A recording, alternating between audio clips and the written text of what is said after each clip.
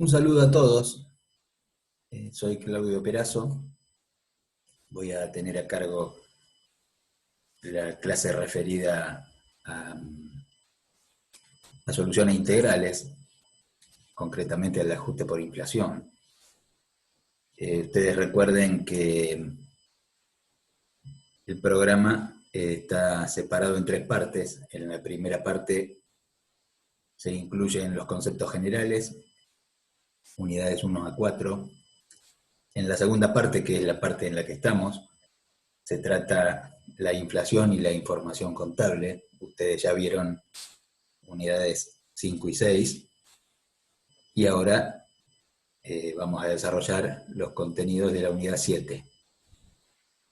Y la tercera parte del programa se refiere a la evaluación, a los temas referidos a la evaluación general y evaluación específica de cada uno de los rubros y de las variaciones del patrimonio, desde las unidades 8 hasta la 17. Bueno, el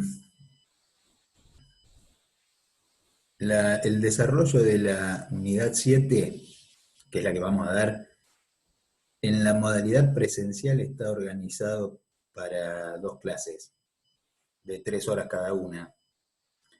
Digamos que tiene una carga horaria total presencial de 6 horas.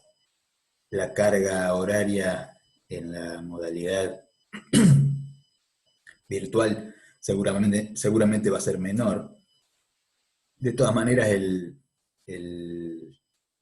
tiempo va a rendir más. Supuestamente la clase va a ir transcurriendo de una manera más fluida. También va a haber menos comunicación, es cierto, por este medio que por el medio presencial. Pero bueno, iremos sobre la marcha definiendo cuánta va a ser la carga horaria.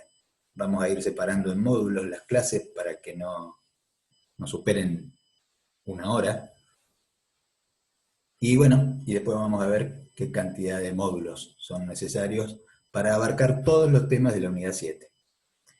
Bien, yo elaboré algunas diapositivas, un material de apoyo que voy a compartir con ustedes. Ya estarán viendo en pantalla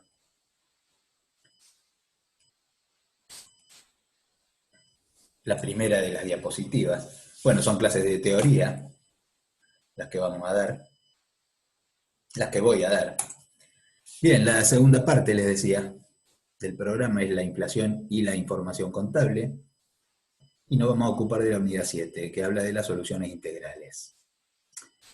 Ustedes ya vieron con otro profesor el desarrollo de las unidades 5 y 6, en las cuales hubo detalles sobre el concepto de la inflación, cómo se la mide, cómo se construyen los índices, cuáles son las distorsiones que genera la inflación si no se hace ninguna corrección.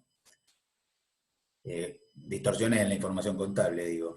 Bueno, y también vieron lo que hemos denominado soluciones parciales. Algunos intentos de corregir esas distorsiones que no eran justamente integrales y que a su vez por ahí generaban otro tipo de distorsiones. Bien. Yo acá transcribí la unidad 7. Insisto, vamos a desarrollar todos los puntos de la unidad 7. El primero es objetivos del ajuste integral de los estados contables. Primero quiero hacer un breve repaso que entiendo no nos debería llevar más que algunos minutos. Tomé 4 conceptos: la contabilidad, el modelo contable, los componentes del modelo y la unidad de medida, que es uno de esos componentes.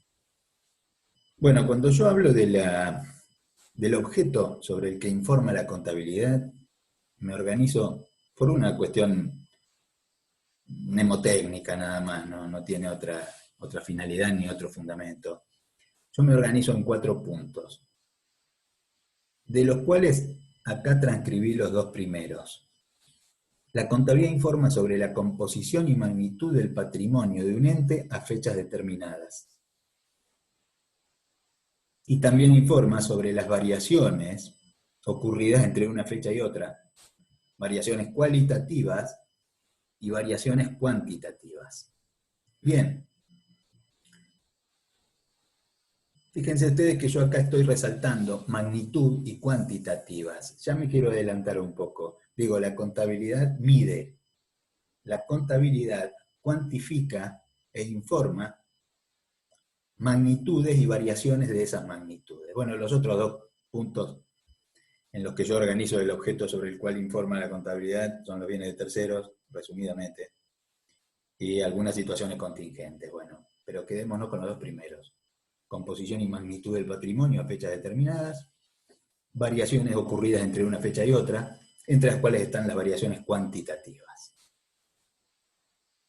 Bueno, tengan en cuenta que el modelo contable es una representación simplificada de la realidad.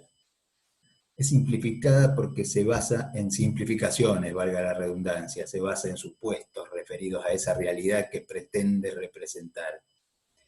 Entre esas simplificaciones y entre esos supuestos hay tres componentes, que son la unidad de medida, los criterios de evaluación y el capital a mantener.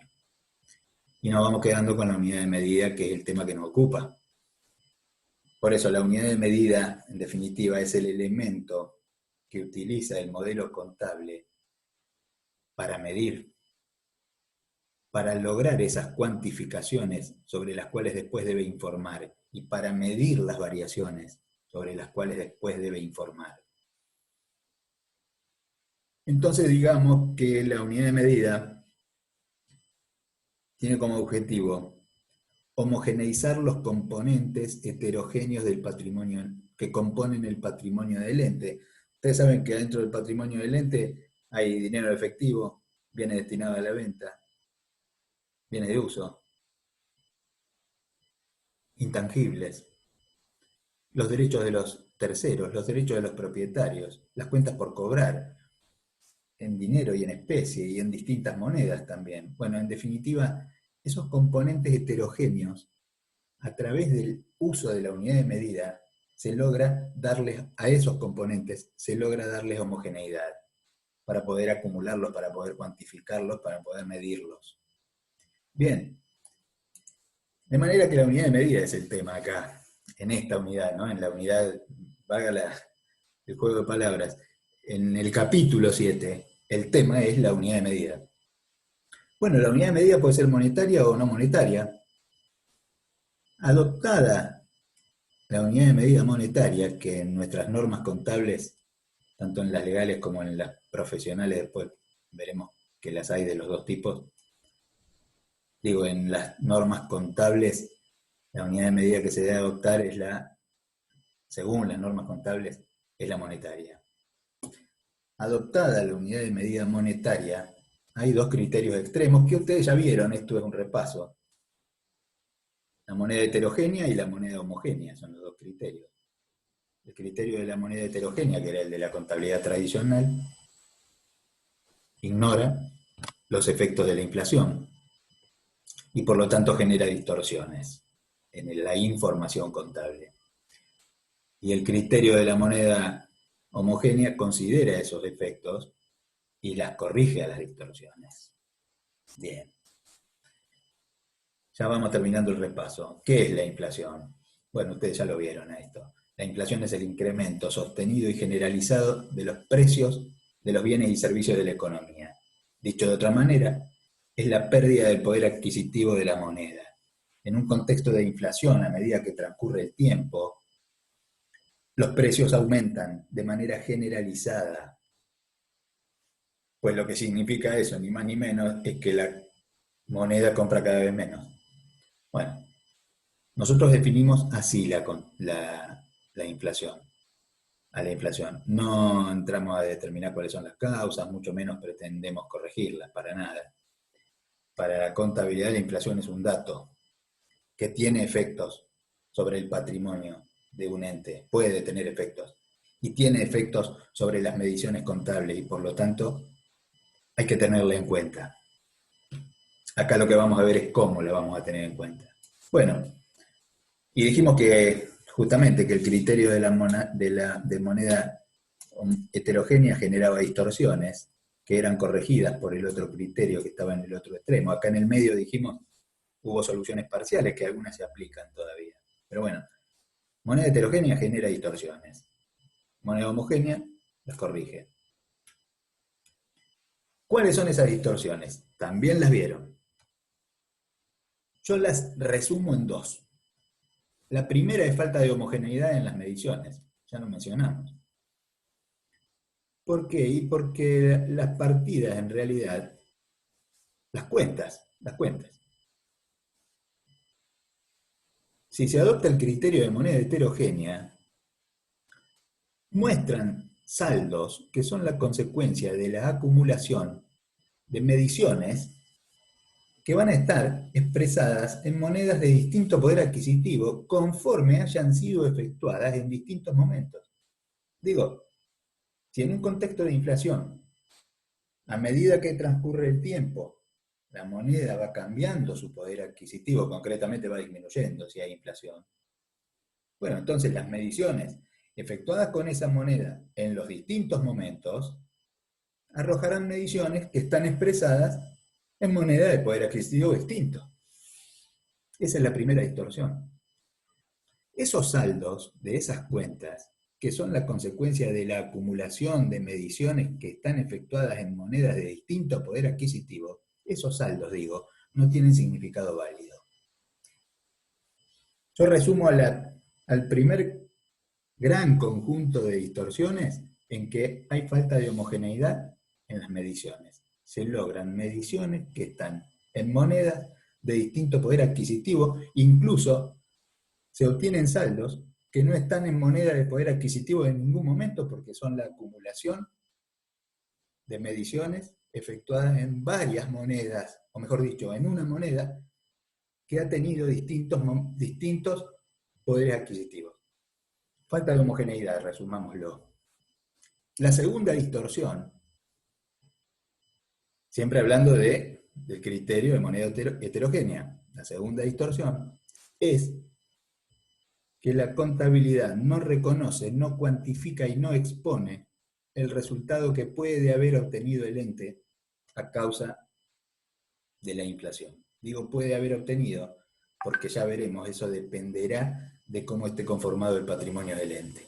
Bien, esas son las dos distorsiones. Terminamos el repaso, se hizo medio largo, pero en definitiva ahora sí, vamos al primer punto de la unidad 7. Objetivos del ajuste integral de los estados contables. Bien, podemos decir que el objetivo es uno solo. El objetivo es único. El objetivo es corregir las distorsiones. Por eso digo que es un único objetivo. También las distorsiones fueron muy resumidas en dos. Falta de homogeneidad en las mediciones y no se reconoce el RECPAM. Bueno, no había dicho que el nombre que tiene ese resultado generalmente en las normas contables es RECPAM, resultado por exposición a los cambios en el poder adquisitivo de la moneda. Entonces sigo y decía que los objetivos del ajuste integral, en realidad se puede decir que es un único objetivo. ¿Cuál es? Corregir las distorsiones que genera el criterio de moneda heterogénea. Que son esas dos, falta de homogeneidad y no reconocimiento del RECPAM. Termino el primer punto de la unidad 7. ¿Cuáles son los objetivos? Decimos que hay un único objetivo, corregir las distorsiones. Después veremos cómo, que por supuesto también está en la unidad 7. Bueno, el segundo punto de la unidad 7. Alcance, obligatoriedad y vigencia de la norma en vigor. Yo acá les presento un mapa. Me fui hasta el año 1972 buscando algunos antecedentes, que yo las conocía, esas normas, obviamente las estudié. No se asusten porque en definitiva lo que quedó ahora es lo que está pintado de celeste. De todas maneras, no les quiero mostrar la última escena de la película, necesito irme un poquito y hacer un resumen de toda la película para que se entienda la última escena, que es lo que está en celeste. Bien, entonces por eso me fui tan atrás. Voy a hacer un recorrido por este itinerario. Voy a tratar de que sea breve. De todas maneras, antes de empezar, algunas mínimas aclaraciones sobre el tema de las normas contables. En nuestro país y en general en el mundo es así. Hay normas contables legales y normas contables profesionales. Las normas contables legales son las que surgen de la ley y de todas las normas de rango inferior que están encolumnadas debajo de una ley, como los decretos, las resoluciones, las disposiciones. Bien, a todo ese conjunto de normas lo denominamos normas legales en la doctrina contable. Y hay otro conjunto de normas a las que llamamos normas profesionales, que son las dictadas por los organismos profesionales. Los organismos profesionales dictan normas que por supuesto tienen un contenido mucho más técnico que las legales. Deberían, no siempre ocurre, pero deberían estar alineadas unas con otras. Las normas contables profesionales obligan a los profesionales en ciencias económicas. Y acá tengo que hacer otra aclaración. El poder de policía, o lo que es lo mismo, el control del ejercicio de las profesiones liberales en nuestro país, está a cargo del Estado. Más precisamente en nuestra forma de gobierno federal, es uno de los poderes que se reservaron las provincias. El poder de policía está en las distintas provincias. Quienes controlan el ejercicio de la profesión en las distintas provincias y en la Ciudad Autónoma de Buenos Aires? Cada provincia y la Ciudad Autónoma de Buenos Aires. Bueno, por medio de una ley, estos distintos estados provinciales, por medio de una ley, crearon los consejos profesionales. El Estado creó los consejos profesionales, le dijo a los profesionales, en este caso a los profesionales en ciencias económicas, bueno, nosotros vamos a crear los consejos profesionales y ustedes se van a controlar ustedes. Ustedes van a elegir las autoridades de los consejos, van a mantener económicamente a los consejos, por eso es obligatoria la matriculación en los consejos para poder ejercer la profesión en las distintas jurisdicciones. Y los consejos van a controlar el ejercicio profesional, para cuidar la profesión y para cuidar a la sociedad. Esos consejos son los que tienen la potestad de emitir las normas contables profesionales, que, insisto, son obligatorias para los profesionales en ciencias económicas en las distintas jurisdicciones del país. Conviven esas normas, coexisten con las normas contables legales. Bueno, los consejos crearon la Federación Argentina de Consejos Profesionales de Ciencias Económicas, FACPSE. Esa federación que nuclea a todos los consejos tiene la facultad, han delegado en la federación, en la FACPSE, han delegado a los consejos la elaboración de las normas, no la puesta en vigencia. FACPSE elabora las normas, las propone con la intención de que se hagan obligatorias, pero quienes las ponen en vigencia con carácter obligatorio en sus distintas jurisdicciones son los consejos profesionales. Hecha esa aclaración, vamos al primer antecedente que yo les quiero mostrar, referido al ajuste por inflación. Y esto merece otra aclaración.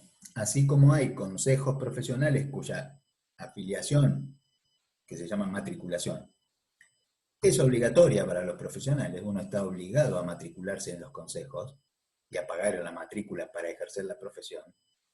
De la misma manera, digo, también hay colegios de profesionales en ciencias económicas. Son organizaciones en las cuales la afiliación no es obligatoria.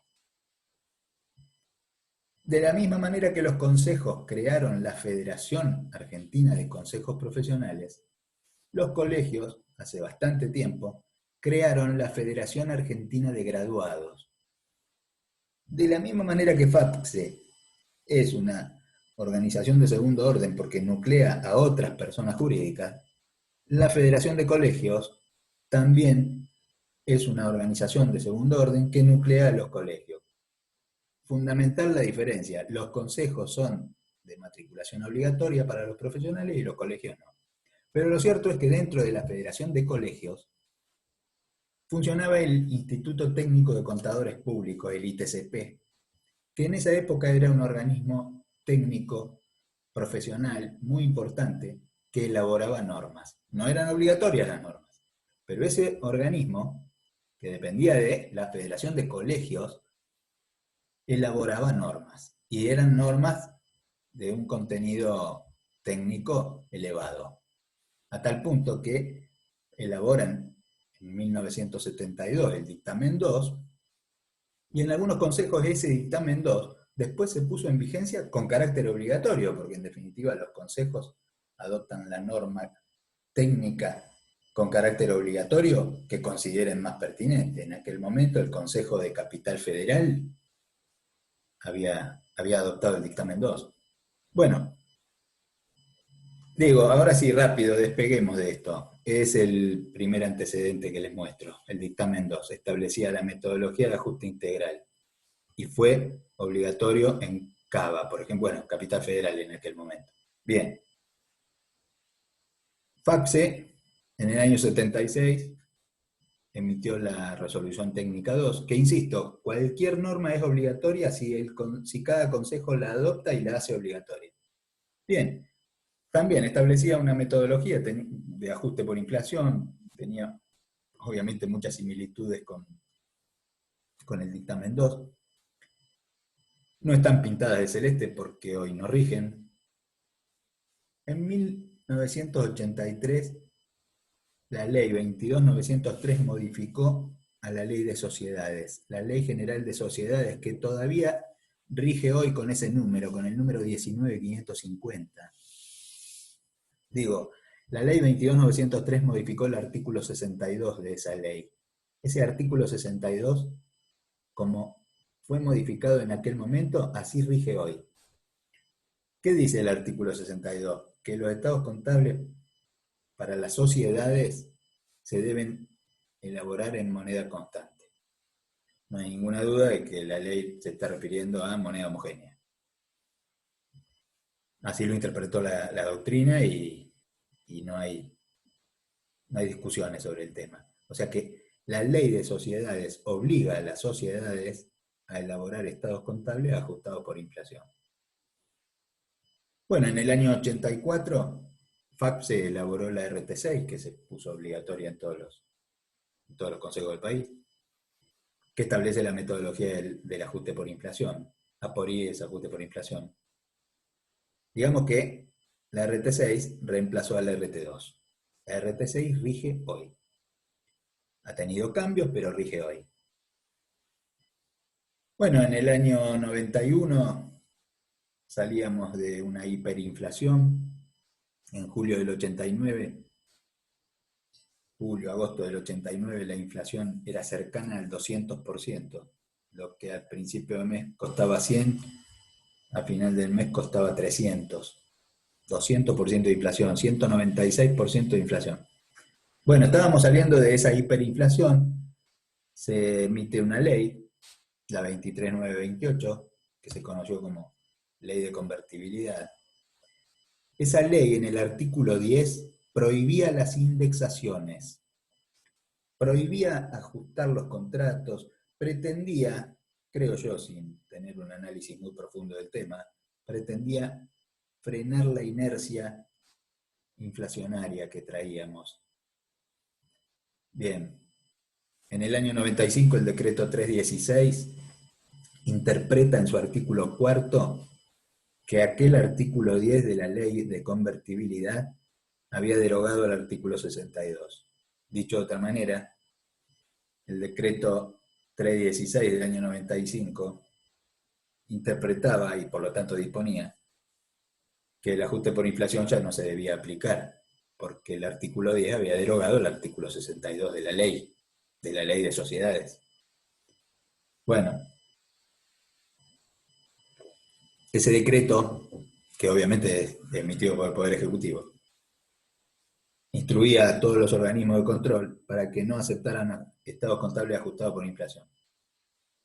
Año 95. A partir de ahí la profesión empezó a tener enfrentar situaciones bastante complicadas porque por un lado la norma técnica indicaba que correspondía el ajuste por inflación y por otro lado había una norma legal de rango inferior como un decreto, pero en definitiva se apoyaba en una interpretación de la ley. Digo, había normas legales que establecían que no había que ajustar por inflación. Bien, en el año 96, FACSE emite una resolución de Junta de Gobierno, es adoptada por los consejos, recuerden ustedes que entran en vigencia como obligatoria cuando los consejos las adoptan. Pero ahí FACSE decía, bueno, establece una pauta del 8% anual. La pauta era orientativa, pero básicamente, dicho así en términos muy claros, muy resumidos, decía, si la inflación del año llega hasta 8% inclusive, pero no más, se acepta no ajustar por inflación. Si la inflación no llegaba a superar el 8%, entonces para las normas técnicas no era obligatorio. Se aceptaba no ajustar por inflación. Si ustedes quieren, se basaba en un criterio de significatividad. Y ahí estaba alineada la norma contable profesional con la norma legal. Ninguna de las dos, digamos, no había colisión, porque una prohibía ajustar por inflación y la otra aceptaba no ajustar por inflación. Bueno, la RT 17, que rige hoy, en el año 2000, no cambia mucho las cosas en aquel momento, pero ya sienta bases que llegan hasta hoy.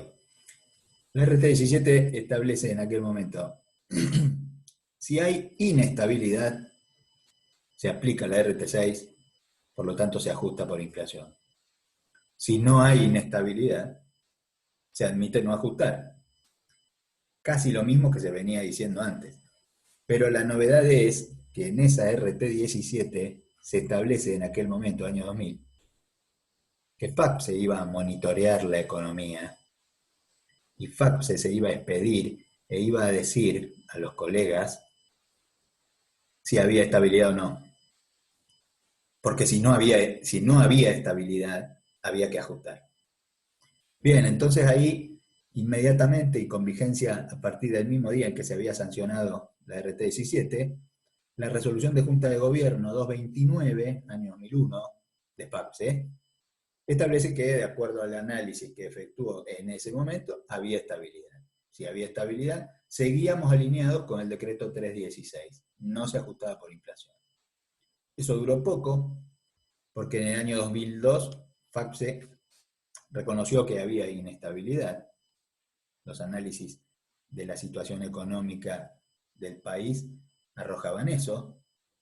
FACSE se manifiesta en ese sentido. O sea que a partir del año 2002, FACSE determina o informa que hay inestabilidad y que corresponde aplicar la RT6 y por lo tanto el ajuste por inflación. Sigue vigente la RT17. ¿Hay inestabilidad? Bueno, listo, entonces, de acuerdo a lo que decía la RT17, había que ajustar. Pero ahí no estábamos alineados con el decreto 316. Decreto que inmediatamente también es modificado por el 1269. No es modificado, es derogado. El 1269 interpreta todo lo contrario.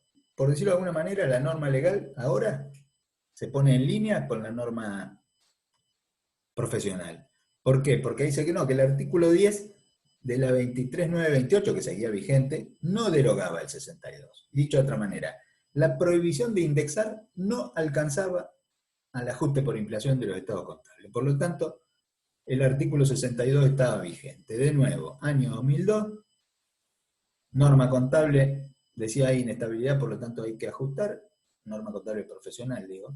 Norma contable legal, decía que había que ajustar. También duró poco esto, porque ahí nomás el decreto 664 modificó el 1269 y volvió al criterio que establecía el 316. Ese 664 estuvo vigente del año 2002, estuvo vigente hasta diciembre del año 2018.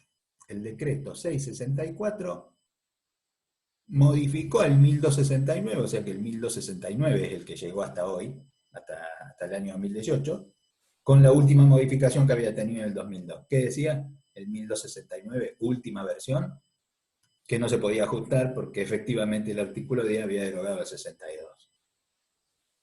Bueno, el 664 entonces modificó el 1269 y a partir de ahí, desde el año 2002 hasta el año 2018 estuvo vigente esa norma, prohibición legal de ajustar por inflación. Bueno, ahí nomás, en el año 2003, Junta de Gobierno, resolución de Junta de Gobierno 287 de FAPSE, hay estabilidad.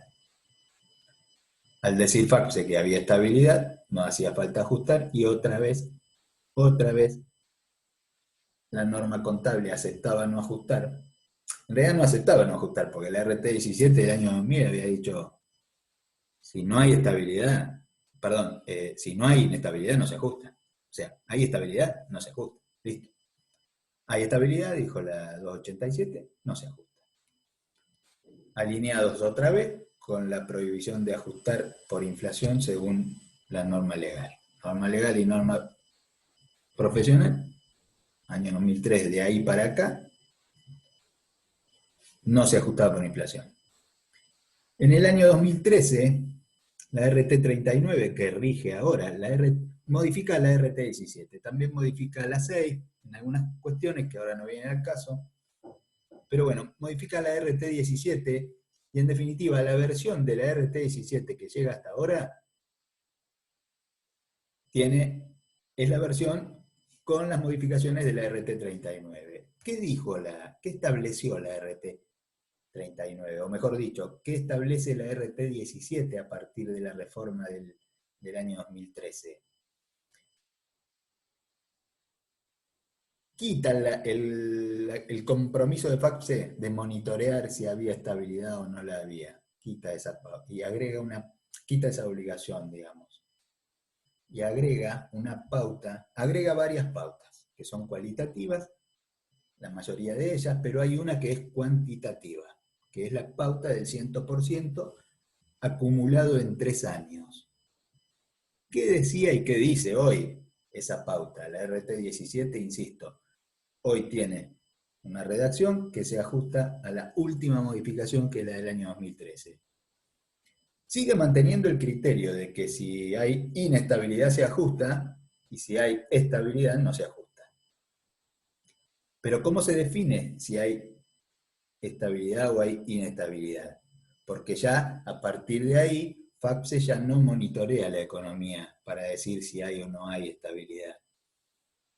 Establece pautas cualitativas, pero entre ellas también está la pauta cuantitativa del 100%. ¿Cómo funciona? Funciona así. Si la inflación acumulada en los últimos 3 años alcanza o supera al 100%, entonces se debe ajustar por inflación. Si la inflación no llega al 100% acumulado en 3 años, se acepta no ajustar. Inflación acumulada en los últimos 3 años. Imaginen que estamos al cierre del ejercicio 2018, decidiendo si tenemos que aplicar ajuste por inflación o no. RT17. Si hay estabilidad no se ajusta. Bueno, ¿habrá estabilidad? Bueno, a ver, una pauta pura y dura. La pauta del 100% de inflación acumulada en 3 años. Si la inflación acumulada durante los años 2016, 2017 y 2018, estoy parado al cierre de 2018, si esa inflación acumulada llega a 100% o más, se ajusta por inflación. De lo contrario, no. Eso decía y eso dice hoy la RT17. Versión última modificación de la RT39 año 2013. Bueno, ¿qué pasó ahí? Y hubo momentos, a partir del año 2013, en los que se superaba la pauta. La inflación acumulada en los últimos 3 años superaba el 100%. Había alcanzado el 100 y lo superaba. Bueno, ahí se emite en el año 2016 una resolución de Junta de Gobierno de FACSE, por la cual se posterga el ajuste por inflación. La resolución de Junta de Gobierno 517 decía, bueno, veníamos sin ajustar por inflación. Y el decreto 1269 con la última modificación no aceptaba estado contable ajustado por inflación ya desde el año 2003. Bárbaro. Desde el año 2002. Bien. Ahora superamos la pauta, tendríamos que ajustar. Postergamos la vigencia del ajuste. No modificamos no derogamos la RT6, no derogamos la RT17, última versión de la RT39, no la derogamos, pero la postergamos su vigencia. Además, la resolución de Junta de Gobierno 517, ¿por qué está celeste? Porque completó los índices de la serie que se tenía que aplicar, que en ese momento era IPIM, índice de precios internos mayoristas. La completó con otro índice porque en noviembre y en diciembre el INDEC, el Instituto Nacional de Estadísticas y Censos, que es el organismo oficial que elabora los índices de precios en nuestro país, en esos 2 meses no publicó índices. Entonces FACSE, por medio de la resolución de Junta de Gobierno 517, cubrió ese bache en esos 2 meses con el índice de precios al consumidor de la Ciudad de Buenos Aires. Completó la serie con esos índices. Bueno, pero además postergó el ajuste por inflación, porque se había superado la pauta y correspondía aplicarlo. Se postergó por un tiempo. Por eso está celeste, porque sigue vigente el tema de los 2 índices que se cubrieron con el IPC de Cava. Bueno, en el año 2017, la resolución de Junta de Gobierno 527 de FACSE volvió a postergar, o sea, se había postergado el ajuste por inflación, por la 517. Cuando llegó el momento se terminó la postergación, nueva norma vuelve a postergar. Ahí en el medio entra la RT48, se pone en vigencia por única vez, se aplica una remedición de activos, se la llamó así. Cuando uno dice remedición de activos, piensa en que se está atacando un problema de evaluación. Hay normas de evaluación, criterios de evaluación en nuestras normas contables profesionales para los distintos rubros. Esto no era un problema de medición, la verdad que lo puse acá porque cuando uno leía el contenido de la RT48, claramente se observaba que en realidad se estaba cubriendo la falta de ajuste por inflación con una remedición de activos. Se estaba atacando un problema de unidad de medida con una solución que tenía que ver con los criterios de evaluación. En los libros está dicho que son cosas totalmente distintas y aceptado en la doctrina de que una cosa es la unidad de medida, ya lo habrán escuchado ustedes en las clases, y otra cosa son los criterios de evaluación. Son 2 de los 3 componentes que hoy mencionábamos y que ustedes ya vieron en la unidad 1. Pero bueno, se atacó un problema de ajuste por inflación, de falta de ajuste por inflación, con una remedición, que es un tema de evaluación. Bueno, pero digo, el tema acá para este desarrollo, el tema importante es que se seguía postergando el ajuste por inflación. Después de la RT48 hay una nueva resolución de Junta de Gobierno, porque ya la postergación de la 527 había llegado al final, se lo vuelve a postergar hasta los cierres 39 de 2018, como dice ahí. Ya para esta altura, la Argentina había sido declarada país hiperinflacionario, la pauta del 100 se seguía superando, y entonces ahí nomás, en septiembre, FACSE emite la última de las resoluciones de esta serie, por lo menos de las que a mí me interesan. Hubo algunas cuestiones más que me pareció que con esto alcanzaba. Digo, emite la resolución de Junta de Gobierno 539 de septiembre, en la cual adelanta la vigencia, digamos. La postergación había sido establecida hasta el 39, pero ya a esa altura, ya en septiembre se dijo no, se posterga solamente hasta el 30 de junio. Se anticipa la puesta en vigencia del ajuste por inflación. Muchos consejos no la pusieron en vigencia con esta rigurosidad. La pusieron en vigencia, digo, al ajuste por inflación. En definitiva, lo pusieron postergaron, pero postergaron hasta el 30 de diciembre. O lo que es lo mismo, muchos consejos, entre ellos el de Provincia de Buenos Aires, puso en vigencia el ajuste por inflación para los cierres 31 de diciembre de 2018. O sea, mantuvo la postergación, pero hasta fin de año. Tengan en cuenta esto ustedes. Si la postergación en septiembre, FAPSE emitía una norma que decía se postergaba hasta el 30 de junio. Si tomamos cierres mensuales, un cierre de ejercicio del 31 de julio tenía que aplicar ajuste por inflación. Se estaba emitiendo la norma en septiembre de 2018. Ya habían transcurrido un mes y medio desde la fecha de cierre. ¿Cuánto tiempo les quedaba a los profesionales que elaboran estados contables para empezar a aplicar el ajuste por inflación? Bueno, supongo que ese fue uno de los motivos por los cuales en general los consejos demoraron un poco esa puesta en vigencia. Bueno, llegamos al final de este camino que fue un poco tedioso, pero bueno, esta fue la película que yo les quería contar. En definitiva, prometo que después cuando haga una revisión de lo que dimos en esta clase, acá no me voy a detener más, pero digo, en definitiva, quedémonos con lo que está pintado en celeste. Hoy rige la 19.550 con el artículo 62. Viene desde la modificación del año 1983. Rige esta obligación de estados contables en moneda constante. En la ley de sociedades, ajuste por inflación. Está vigente la RT6. Tuvo muchos cambios, pero está vigente. También está vigente el artículo 10 de la ley de convertibilidad que prohíbe indexaciones. Bueno, hay una cosa que es importante, me olvidé de destacar. Lo digo ahora cuando llegue al final. Recuerden, hubo un decreto que interpretaba que no había que ajustar por inflación, el 316.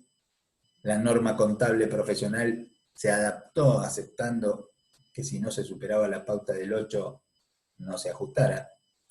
La RT17 en el año 2000 estableció que si había inestabilidad había que ajustar, pero FAPSE era quien monitoreaba y decía si había estabilidad o no. Inmediatamente dijo que había estabilidad, por lo tanto, el decreto no ajustar, norma contable profesional no ajustar. Pero después dijo que había inestabilidad. La norma legal acompañó porque el 1269 derogó el 316. O sea que norma contable profesional hay que ajustar, norma contable legal hay que ajustar. Año 2002. Inmediatamente el decreto 664, que modificó al 1269, lo dio vuelta, lo volvió al criterio del 316. No hay que ajustar. Lo que yo olvidé decir recién es esto. ¿Hasta cuándo llegó el 1269 con la versión del 664, el que prohibía ajustar? Llegó hasta diciembre de 2018. Esto lo dije temprano y después no lo repetí al final. En diciembre de 2018, en definitiva, fíjense, ya la norma contable había dicho hay que ajustar por inflación para los cierres julio en adelante, y en diciembre se derogó el decreto 1269, que era el que estaba impidiendo que se ajustara por inflación. Dicho de otra manera, a partir de diciembre de 2018, normas contables, ajustar por inflación si se supera la pauta acumulada del 100% en los últimos 3 años. Ajustar por inflación si se supera la pauta. Ley de sociedades, hay que ajustar. Decreto que impedía ajustar fue derogado. Bueno, la novedad era acá, estaba a mitad de camino en la RT17 en el año 2000. Si hay inestabilidad, ajustás, pero FAP se monitorea, hasta que en 2013 la RT39 modifica la 17 y quita lo del monitoreo, y así llegamos hasta hoy. pone la pauta, hoy rige la pauta, por eso está celeste. Bien, ¿y por qué está celeste la RT17? Porque lo de la inestabilidad y la aplicación de la RT6, si hay inestabilidad se cumple, se sigue cumpliendo, solamente se quitó lo de monitorea, porque ahora está la pauta del 100. Bueno, acá empezaron las postergaciones, ya de último momento, estamos en el año 2016, 2017, la remedición, por única vez se hizo, y después ya la última postergación, se adelanta la postergación y en definitiva a partir de cierres de julio 2018 para FAPSE, proponía FAPSE que a partir de ahí se empezara a ajustar, aún despegándose de la prohibición del decreto que todavía regía en julio. Los consejos, algunos esperaron hasta diciembre y en diciembre ya fue derogado el decreto y de nuevo, insisto, hoy el ajuste por inflación es obligatorio tanto para las normas legales, no hay decreto que lo impida, por lo menos hasta ahora, y por otra parte también se debe ajustar de acuerdo a las normas profesionales si se supera la pauta que está en la RT17, versión de las modificaciones de la RT39. Una cosa más, ¿por qué está en celeste la 539? Y porque fue la última postergación que hubo hasta ahora, y porque además cambia el índice. Hasta la emisión de esta, de la 539, la RT6, que es la que establece la metodología del ajuste, ¿ven? Usaba IPIM, índice de precios internos mayoristas. A partir de la 539 se tiene que aplicar, se empalman las series, después lo vamos a ver, pero a partir de ahí se empieza a aplicar el índice de precios al consumidor. Ambos, el IPIM y el índice de precios al consumidor, son índices de alcance nacional. Bien, el tema es que hasta esta época no había IPC nacional, se tomaba IPIM. Cuando el INDEC en el año 2016-2017 empezó a elaborar este índice con alcance nacional, la norma contable se pasó a este índice. Bueno, fue largo, terminamos el punto 2. Así está hoy el mapa, de nuevo lo que está en celeste, de las normas que están vigentes en materia de ajuste por inflación, tanto las legales. Hay un montón de otras normas de rango inferior que yo omití, pero está la ley, ya no están los decretos, ya no afecta la ley de convertibilidad y las normas contables si se supera la pauta, pauta además que está alineada con las normas internacionales de información financiera, que es otro tema en el que no voy a meter ahora. Digo, entonces, ajuste por inflación a partir de cierres diciembre de 2018. Bueno, punto 3 de la unidad 7 y ya espero que terminemos, son 2 filminas y quiero 2 diapositivas y quiero terminar este módulo acá que debe ir ya más o menos cerca de la hora, cerca de andar por 50 minutos. Bueno, ¿cuál es el punto 3? Efectos y consecuencias de la reexpresión de estados contables. Ya sabemos cuáles son los efectos, porque digo, ¿cuál es el objetivo? El objetivo es corregir las distorsiones. ¿Y cuáles serán los efectos y las consecuencias de aplicar el ajuste integral? Y bueno, la corrección de las distorsiones. Y sí, los efectos y consecuencias de la reexpresión de los estados contables consisten precisamente en la corrección de las distorsiones. Distorsiones que de nuevo voy a repasar. O sea, ¿cuál es el efecto entonces? ¿Cuáles son las consecuencias? Y que después del ajuste todas las partidas de los estados contables van a quedar expresadas en moneda de un mismo poder adquisitivo. Habíamos dicho que no todas estaban en moneda del mismo poder adquisitivo. Incluso había saldos que no tenían significado válido, porque se habían logrado después de haber acumulado mediciones expresadas en moneda de distinto poder adquisitivo. Entonces, la resultante, ¿qué era? ¿En qué moneda estaba? Sumo moneda de enero, más moneda de febrero, más moneda de marzo, más moneda de abril, más moneda de octubre. Lo que obtengo, ¿en qué moneda está? Bueno, cuando digo moneda de, estoy diciendo moneda de poder adquisitivo. Bien, entonces la consecuencia primera es esa. Si hago el ajuste, obtengo partidas que están todas en moneda del mismo poder adquisitivo. Que dicho sea de paso, comento, en la RT6, ¿qué momento se elige? No es momento, es mes. Quedan expresadas, se elige expresarlas en moneda de poder adquisitivo del mes de cierre del ejercicio. Esa es una consecuencia, entonces. Si ajusto, tengo partidas expresadas en moneda del mismo poder adquisitivo. Y la otra consecuencia es la corrección de la otra distorsión que habíamos visto. Si aplico el ajuste, reconozco, mido y expongo el RECPAM que puede haber obtenido el ente como consecuencia de la inflación, como su nombre lo indica, resultado por exposición a los cambios en el poder adquisitivo de la moneda. Antes se llamaba REI, resultado por exposición a la inflación. RECPAM abarca también a la situación contraria, que podría ser una situación de contexto de deflación. Bien. Bueno, con esta diapositiva, y esta sí, hasta acá llegamos. Con esta sigo con efectos, ¿ven? Efectos y consecuencias de la represión, punto 3, efectos y consecuencias de la represión. Sencillo ejemplo, dice, que pretendo mostrar acá. Quiero mostrar en un ejemplo casi transparente de lo básico que es, quiero mostrar cuáles son esas distorsiones y cuáles son las consecuencias de aplicar el ajuste.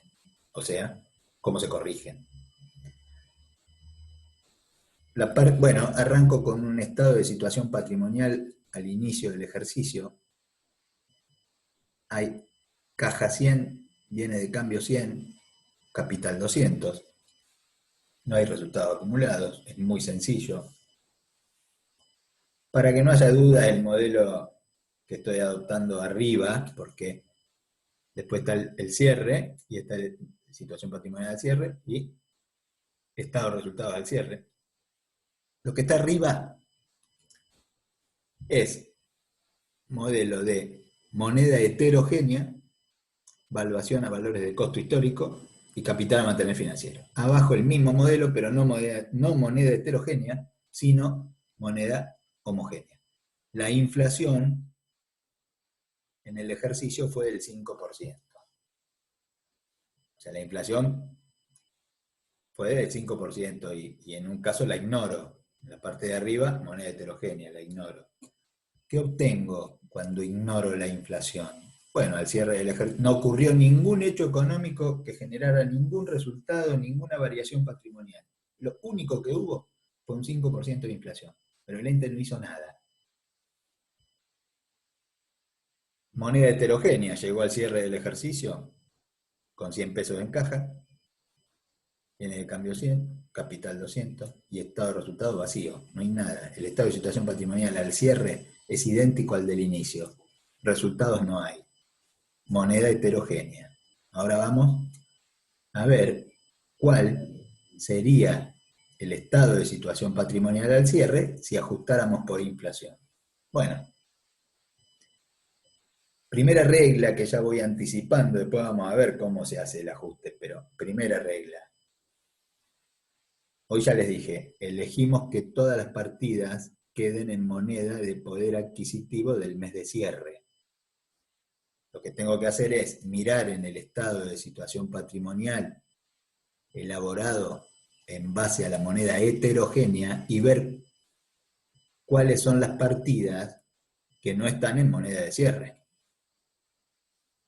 que no están en moneda de poder adquisitivo del mes de cierre, porque a esas las voy a tener que reexpresar. Y si hay alguna que ya está en moneda de poder adquisitivo de cierre, la voy a dejar como estaba. Entonces analizo la caja. Esto era pesos en efectivo, un billete de 100 pesos. Tenía al inicio, llego al cierre del ejercicio y tengo ese mismo billete. ¿Qué tengo que hacer? Nada. ¿Cuál era la medición obtenida cuando yo medía aquel billete al inicio? 100. ¿Qué otro valor le podía asignar a ese billete de 100? Más que su valor nominal estampado en el billete.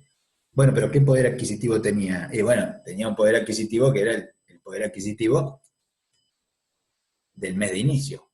O si quieren, del mes de cierre del año anterior. Sí, perfecto. ¿Qué podía comprar con esto? Y podía comprar lo que ese billete te permitía en ese momento, según cuál fuera el poder adquisitivo de ese billete en ese momento. Bien. Ahora llego al cierre. ¿Qué valor le tengo que asignar a ese billete? El mismo. Bueno, pero ¿compro lo mismo ahora que compraba antes si hay inflación? No, no compro lo mismo. Ah, este billete ahora tiene menos poder adquisitivo. Sí. O sea que en el estado de situación patrimonial de cierre, habiendo adoptado moneda heterogénea, el billete no se toca, queda en 100, sí, pero ¿qué poder adquisitivo tiene ahora? Y menos, ahora compro menos. O sea, o sea que el billete de 100 ya está en moneda de cierre. Ah, no hice nada, yo no lo ajusté, no puedo ajustarlo. O sea que cuando yo lo tenía al inicio, su medición era 100 y tenía un poder adquisitivo que era el que correspondía al inicio. Ahora, su medición sigue siendo 100, pero ahora tiene un poder adquisitivo menor. Ah, ahora, o sea que también está en moneda de poder adquisitivo de cierre. Estos 100 están en poder adquisitivo de cierre. Y estos 100, al inicio, que son los mismos 100, tenían poder adquisitivo de inicio. Ah, o sea que la caja ya está en moneda de cierre. Sí, ya está en moneda de poder adquisitivo de cierre. Listo, no hay duda. Pero ¿qué pasa con los bienes de cambio? Bueno, ustedes van a ver, después volvemos sobre el tema, pero los bienes de cambio y los bienes de cambio medidos en moneda de inicio representaban 100 unidades monetarias, 100 pesos. Bueno, pero ahora el cierre de esos bienes de cambio, aquella misma medida, si los billetes compran menos, tienen menos poder adquisitivo, ¿no hará falta más moneda para representar aquel valor? Sí, ¿cuánto? Miremos abajo, y 105. Aquellos 100 de aquel momento equivalen a 105 de hoy. No estoy diciendo cuánto necesito para comprar esos bienes de cambio. Lo que estoy diciendo es, si yo los medía a esos bienes con una moneda que tenía más poder adquisitivo, la medición me arrojaba 100. Pero si ahora los mido con una moneda que tiene menos poder adquisitivo, aquel valor ya no es 100, hoy es 105, porque hubo una inflación de 5. Dicho de otra manera, ajusté los bienes de cambio. Bueno, la caja se había ajustado sola y se quedó como estaba. Los bienes de cambio los tuve que ajustar.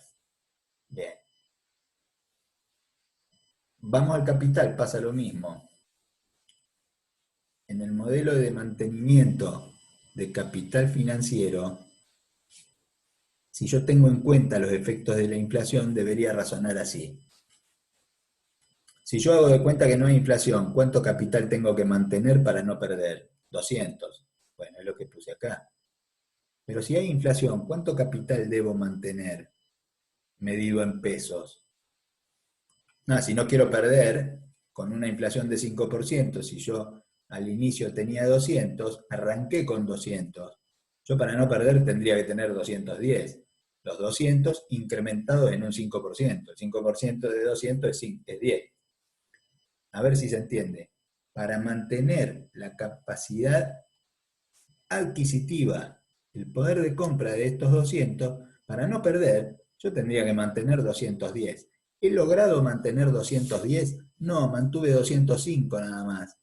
Porque a estos 100 no los pude ajustar. O sea que tendría que haber mantenido 210 medidos en moneda de cierre. Sí, ¿cuánto mantuve? 205, perdí 5.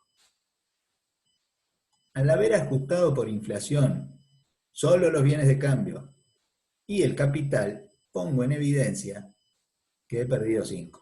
Por eso en el estado de resultados tengo un resultado de 5. ¿Por qué tengo un resultado negativo de 5? Porque tuve 100 pesos que han disminuido su poder adquisitivo. No, bueno, pero ¿por qué no perdí con los bienes de cambio? Porque no son pesos, los bienes de cambio son bienes de cambio. Después habrá que ver cuánto valen esas mercaderías al cierre, pero por inflación no perdí. Pierdo a causa de la inflación si tengo pesos. Porque si tengo pesos, estoy teniendo un componente patrimonial cuyo poder adquisitivo está bajando. Intuitivamente, ¿quién de nosotros en un contexto de alta inflación, como el que estamos viviendo y venimos viviendo hace un tiempo, y hemos vivido contextos peores, pero intuitivamente, ¿quién se queda con pesos en el bolsillo? Nadie trata de quedarse con pesos en el bolsillo porque el que ahorra en pesos sabe que en un contexto de inflación esos pesos valen, entre comillas valen cada vez menos. Compro cada vez menos. Si yo tengo que ahorrar para comprar algo, yo sé que aquel algo cada vez se me está yendo más lejos y cada vez tengo que ahorrar más porque yo estoy juntando pesos que cada vez tienen menor poder adquisitivo. A este ente lo que le ocurrió fue que perdió 5 pesos porque mantuvo durante todo el periodo 100 pesos en caja cuando la inflación fue 5%. ¿Cuánto perdió por cada 100 pesos que tuvo en caja? 5%. De nuevo, el ente, para no perder, debió mantener estos 200 pesos, que en moneda de cierre son 210. Si yo no quiero perder cuando la inflación es 5%, arranco con 200 pesos, cuando llego al cierre tengo que tener 210, para no perder a causa de la inflación. Cuando miro el activo, pasivo no hay, miro el activo, no logré mantener 210, solo pude mantener 205, porque en el activo tengo pesos, y los pesos se me quedaron congelados. Si mantuve 205 y tendría que haber mantenido 210, perdí 5. ¿Por qué perdí 5? Porque a causa de la inflación. Bueno, en definitiva, quiero que vean que cuando practiqué el ajuste por inflación, puse en evidencia que había dos distorsiones. ¿Cuáles? Que no todas las partidas estaban en moneda de poder adquisitivo del mismo periodo. No todas tenían el mismo poder adquisitivo. Había algunas que estaban en poder adquisitivo del mes de cierre, la caja. Las otras estaban en moneda de poder adquisitivo del mes de inicio. Cuando yo las puse a todas en moneda de poder adquisitivo del mes de cierre, quedó en evidencia que no había alcanzado a mantener el capital que debía mantener para no perder y quedó en evidencia que había perdido 5. Por eso en el estado de resultados aparece un ítem, una cuenta, un rubro, que antes no estaba, RECPAM. Por eso digo, este pequeño ejemplo pretende mostrar a ustedes los efectos y las consecuencias de haber reexpresado. O sea, les va a mostrar las distorsiones que había, monedas no todas en moneda de poder adquisitivo igual, y la otra distorsión era que la moneda heterogénea no cuantificaba el RECPAM. Las consecuencias precisamente fueron la corrección de esas dos distorsiones. Ahora sí, cuando apliqué moneda homogénea, todas las partidas quedaron expresadas en moneda de un mismo poder adquisitivo y además quedó en evidencia el RECPAM. Esto es la primera aproximación al razonamiento que vamos a seguir profundizando. Empezamos a ver la metodología, empezamos a ver que hay distintos componentes patrimoniales, que algunos de ellos generan resultado por exposición a los cambios en el poder adquisitivo de la moneda. Digo, si hay inflación, algunos componentes me generan RECPAM. ¿Cuál generó RECPAM? La caja. Si yo no hubiera tenido pesos, no perdía. Si acá en lugar de 100 pesos hubiera tenido 100 pesos de efectivo y 100 de bienes de cambio, hubiera tenido acá al inicio todo bienes de cambio, esos bienes de cambio, 200 en moneda de inicio, al cierre hubieran sido 210, no hubiera habido RECPAM.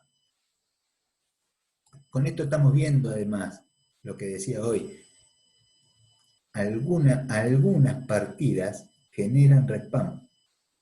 Si hay inflación, tengo resultados según qué componentes tenga en mi patrimonio. Por eso no voy a avanzar, pero sí les muestro que el punto 4 es discriminación de los activos y pasivos. Clasificación sería, ¿qué tipos de activos y pasivos hay? Ya vamos a ver. Pero ya vayan sabiendo que hay algunos activos y pasivos que se ajustan por inflación y otros no. La caja no se ajustó, porque no hizo falta. O dicho de otra manera, no pudimos ajustarla. Las demás partidas sí. O sea que hay activos y pasivos que se ajustan y otros que no. Sí. Y hay activos y pasivos que generan REDPAM y otros que no. Sí. Es parte de lo que vamos a ver a partir del próximo módulo. Por ahora terminamos acá. Debe ir 1 hora o más ya. Por lo tanto, hago el breve repaso que acostumbro a hacer en la modalidad presencial, yo lo lamento, porque ustedes dirán por ahí que no es necesario, pero yo lo quiero hacer porque yo quiero repasar lo que yo creo que hay que repasar. Después ustedes hagan sus propios repasos y deténganse en lo que ustedes consideren más importante. Si es que algo hay importante acá, para ustedes, para mí lo hay. Bueno, les transcribí la unidad 7, acudí a 4 conceptos: la contabilidad, el modelo contable, los componentes del modelo y entre ellos la unidad de medida. Fui resaltando en color rojo lo que me estaba llevando a que la contabilidad mide. Por eso necesita una unidad de medida, y que la unidad de medida lo que hace es buscar homogeneidad, dar homogeneidad a los componentes heterogéneos del patrimonio. Esa unidad de medida puede ser monetaria o no monetaria. Nuestras normas contables exigen que sea monetaria, hay que usar moneda para medir. Criterio de moneda puede haber 2 extremos, uno moneda heterogénea y otro moneda homogénea. El criterio de moneda heterogénea era el de la contabilidad tradicional, ignoraba los efectos de la inflación y generaba distorsiones que ustedes ya vieron. La moneda homogénea sí tiene en cuenta los efectos de la inflación y por lo tanto corrige las distorsiones. Vimos que la inflación es el incremento sostenido y generalizado de los precios de los bienes y servicios de la economía, o lo que es lo mismo, es la disminución del poder adquisitivo de la moneda. La moneda compra cada vez menos cuando hay inflación, si todos los bienes suben de precio. No todo, pero en general suben los precios. Bueno,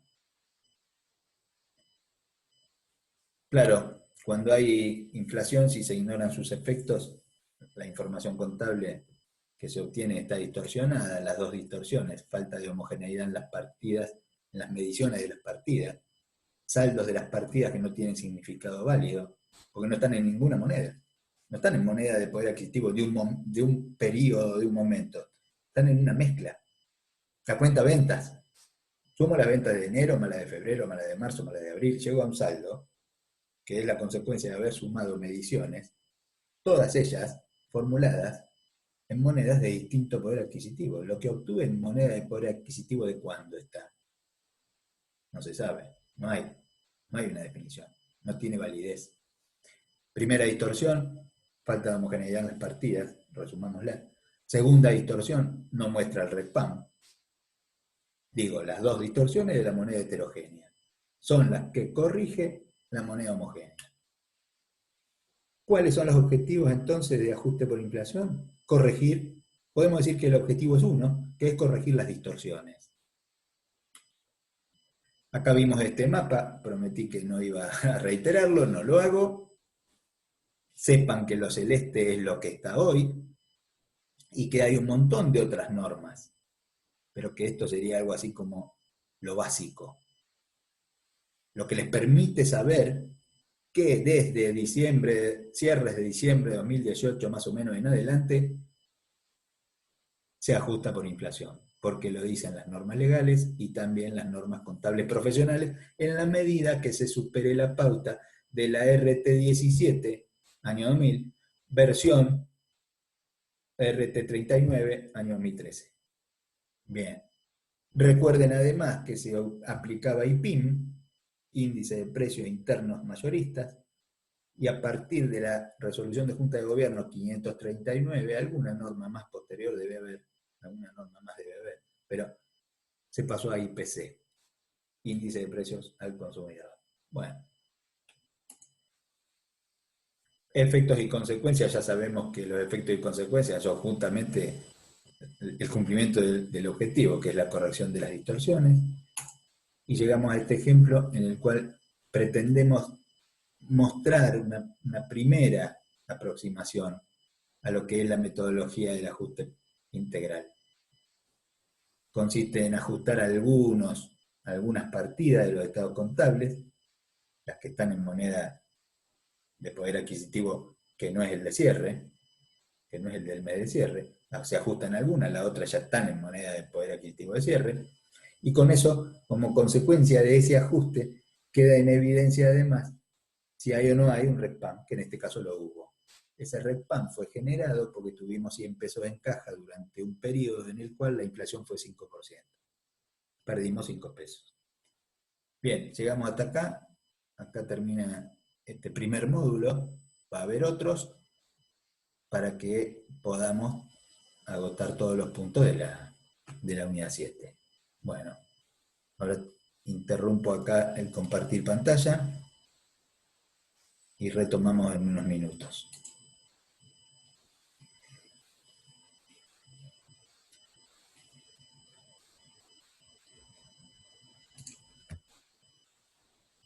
Ahí.